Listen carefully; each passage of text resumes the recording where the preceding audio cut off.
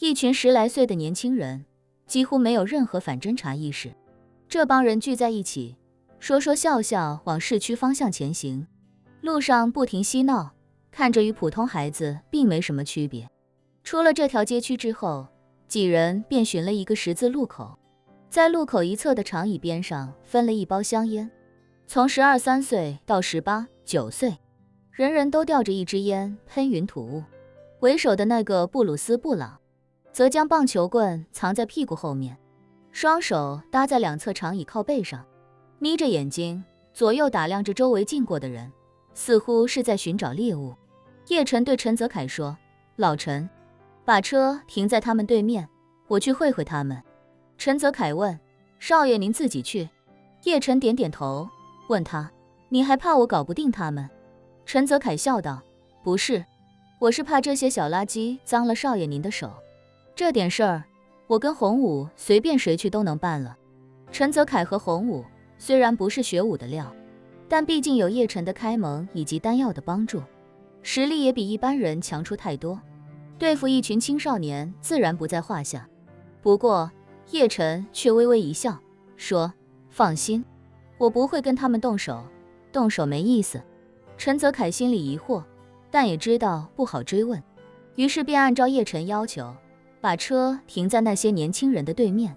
叶晨推开门，对两人说：“你们多安排一些人手追查唐管家的下落，联系一下李探长，启用我的地网系统，看看有没有什么收获。”陈泽凯点点头，说：“少爷放心，我这就落实。”叶晨嗯了一声，从车里走了下来，随后便整理了一下衣领，穿过马路，朝着那几个青少年走了过去。这时，一对年轻的亚裔情侣刚好从他们身边经过。为首的布鲁斯·布朗在看到两人接近之后，立刻冲身边几人使了个眼色，随即他直接从长椅上跳起来，顺手抄起身后的棒球棍，拦在了这对情侣的身前，而他那些小兄弟则立刻从两侧包抄，把这对情侣围在中央。这对情侣大惊失色，男人立刻紧张地问几人：“你们要干什么？”布鲁斯·布朗冷笑着问：“你们是哪国人？”男人警惕地说：“我们是澳大利亚人，已经加入了澳大利亚国籍。”布鲁斯·布朗皱了皱眉，显然没想到对方会这么回答，于是又问：“那你们入籍澳大利亚之前是哪里人？”男人回答：“韩国。”“怎么了？怎么了？”布鲁斯·布朗冷哼一声，骂道：“韩国佬，赶紧滚回韩国去！澳大利亚不欢迎你们。”男人还试图跟他们讲道理：“我们去年就已经宣誓入籍了，是合法的澳大利亚公民。去你妈的韩国佬！入籍了，你也是韩国佬，是澳大利亚的寄生虫。”布鲁斯·布朗朝着男人吐了口痰，随后便立刻对身边的几人说道：“给我打！”说罢，自己抡起棒球棍就要砸向对方，而他身边那些小兄弟眼睛则盯着男人的双肩包以及女人的小背包。他们闲时在这里寻找亚裔目标，一来是为了以打人取乐，二来是想借机抢夺一些财物，以供他们吃喝玩乐所需。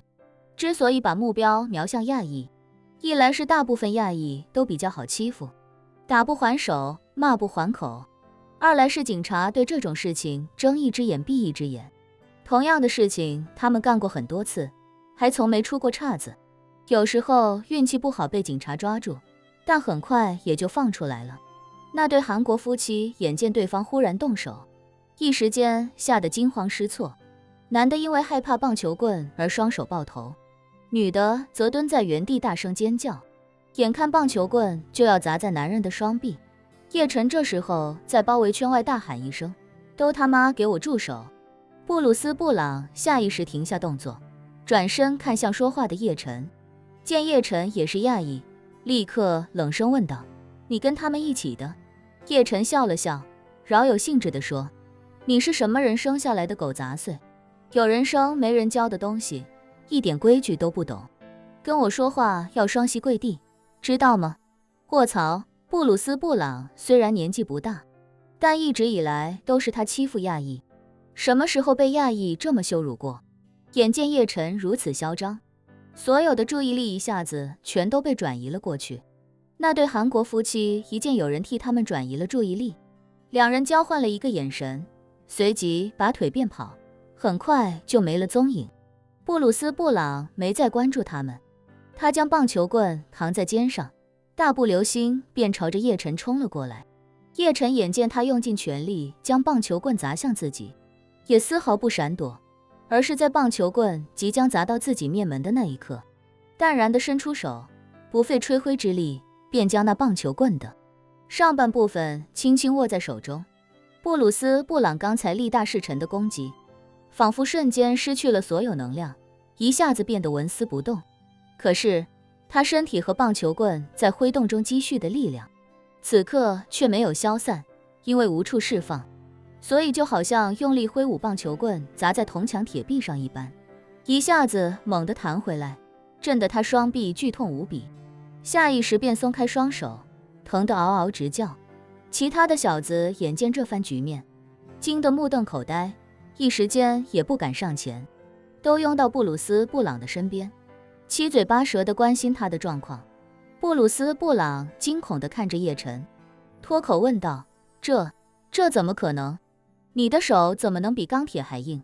叶晨笑着说：你看你，白长这么大个子了，连个棒球棍都拿不稳，跟个废物有什么区别？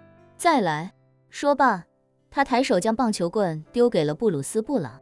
布鲁斯·布朗双臂又麻又疼，下意识想抬手去接，结果胳膊刚举起来就疼得钻心，一个动作没跟上，棒球棍便掉落在地，发出一阵金属撞击的声响。叶晨不禁摇头叹气，还从来没见过你这么废物的人，软趴趴的一点用都没有，用一坨狗屎捏一个你出来，恐怕都比你有力气。你看什么看？还不赶紧把棒球棍捡起来！周围的小孩子被叶晨诡异的气势吓住，布鲁斯·布朗此时也又惊又恐。可是叶晨说话属实太损，让他感觉颜面扫地。今天要不把叶晨打个半死，以后这些小弟们怎么可能信服自己？于是他咬着牙强忍着痛，又将棒球棍提了起来。叶晨点点头，满意的笑道：不错，这才勉强像是一坨合格的狗屎了。来吧，继续，让我看看你跟狗屎的差距到底有多大。